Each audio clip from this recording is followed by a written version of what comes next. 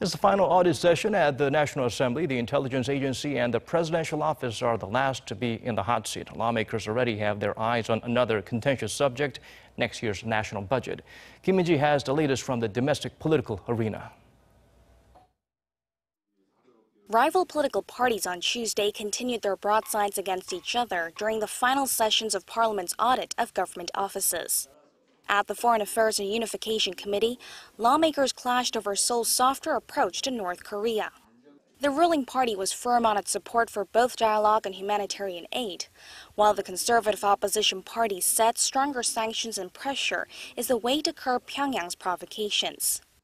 To this, the unification minister said that South Korea is open to talks with North Korea, even before the regime gives up its nuclear weapons, if a demonstrable will to abandon nuclear weapons can be seen, although he noted that Pyongyang doesn't seem to have that intent. On the energy front, rival parties continue to clash over the government's plans to phase out nuclear power, going back and forth over President Moon's decision to suspend and then resume the construction of new reactors. Opposition lawmakers criticized the government's push to go nuclear-free, saying it's taking South Korea in the opposite direction of the global trend. But the ruling party was firm in its view that the issue of the two reactors and overall energy policy should be dealt with separately, and called its nuclear-free position a policy for the country's future. And like most of the last 20 days, the parties traded barbs over irregularities and missteps under the previous and current administrations.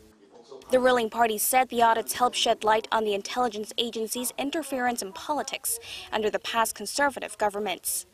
The opposition criticized what it called the government's poor vetting of candidates for key government posts, calling on the nominee to have to head the newly created SME ministry to step down. With that, 13 standing committees wrap up their audits, while the country's intelligence agency and presidential office will be up for screening in early November. Other parliamentary committees will now gear up to start deliberations of next year's budget. That process, likely to be very contentious, will begin after President Moon gives a policy speech on the topic at the National Assembly on Wednesday. Minji, Arirang News.